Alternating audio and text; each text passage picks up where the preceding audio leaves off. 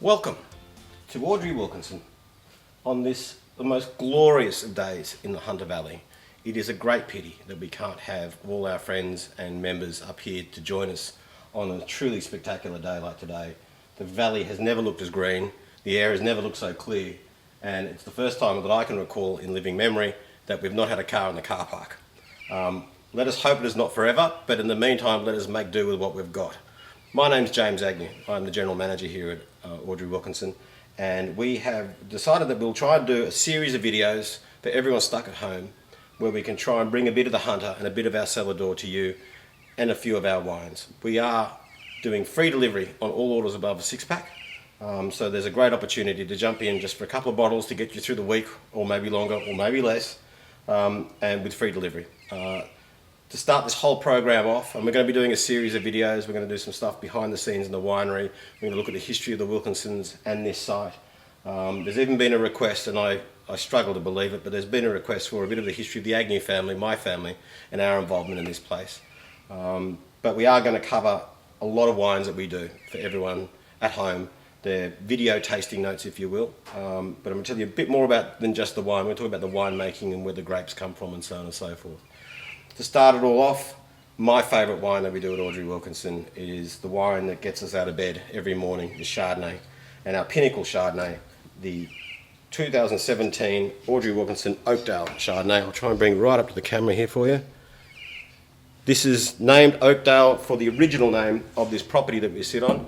Whilst we all know it now as the Audrey Wilkinson Vineyard, it was originally, when the Wilkinsons had it, the Oakdale Vineyard. Next door we had Cote d'Or, and then one hill back we had Maluna. These were all vineyards that were planted by the Wilkinsons when they first came to the Hunter. These are very historic vineyards, all of them. They're all on elevated positions. And we'll go into more discussion about that, why that was the case later when we do a bit of the history of the Wilkinsons.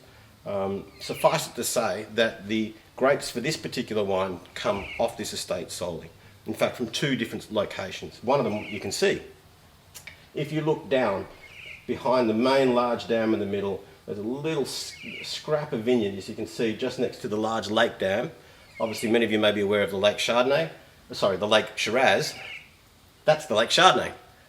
It was grafted over in about 1972-73, not exactly sure of the date, but that is historically significant because in 1971, our neighbours Tyrrell's, just over there, released their VAT 47 Chardonnay. It was the first commercial Chardonnay released in Australia.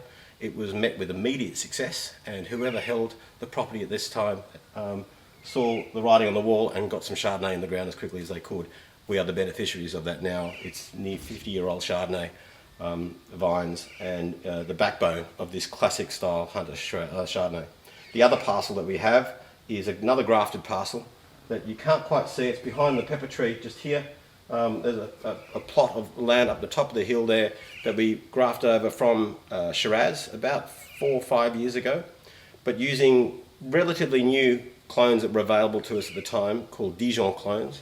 As the name suggests, they've come from France, Burgundy more specifically, and we are big Burgundy fans in this place. We love Burgundy Chardonnay, we love Burgundy Pinot, or red Burgundy, white Burgundy if you want to be a purist. And certainly these grafts, these clones that we've grafted on, bring these classic characteristics of white Burgundy, which we'll see in the glass. So without any further ado, let's jump in. I've already pre-poured a little one for myself here. So, colour, really bright. There's a bit of a green hue there, but it could well be the verdant lawn that we've got behind us. I'm not too sure, but certainly you'd expect a bit of a green hue. The wine's only 3 years old. It's still relatively young. These are built to age. So you'd expect that to sort of soften over time, but right now it's looking at every bit its youth. On the nose there's lovely white stone fruits, so nectarines, apricots, white peach, that sort of characteristic, really pronounced, along with a very noticeable green apple aroma also, which is something that you would see in our Chardonnays more particularly, but you will see generally in Chardonnays. We'll get to that point in a sec. The other thing that's very obvious on this wine is the oak. Being a top tier Chardonnay, we give it a good deal of new oak. In fact, it gets 50% of the wine goes to new oak for a period of 8 months. The occasional lee stirring in barrel just to give it a little bit more mouthfeel and characteristic on the palate. But that's as much new oak as any of our wines will ever get. On the palate,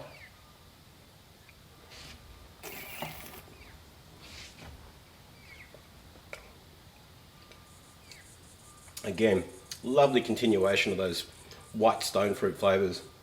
Abundant white peach, white nectarine, just lovely and juicy. There's a bit of lemon rind in there as well. And the green apple from the malic acid is quite pronounced all in there as well. One of the reasons we have this green apple characteristic is the malic acid. And one of the hallmarks of all our Chardonnays, be they Oakdale all the way down to Audrey series, is that we don't put any of our Chardonnay through malolactic fermentation, which is a conversion of malic acid, which is a green apple characteristic, to lactic acid, which is not something as you might imagine you get from heavy workout, but more the acid you see in dairy products. So when you see wines that have gone through, particularly whites that have gone through malolactic fermentation, you get more buttery characteristics, that butterscotch, almost honey kind of characteristics in the wine, and a softer acidity as well, because it does take the edge off the bite of that acidity.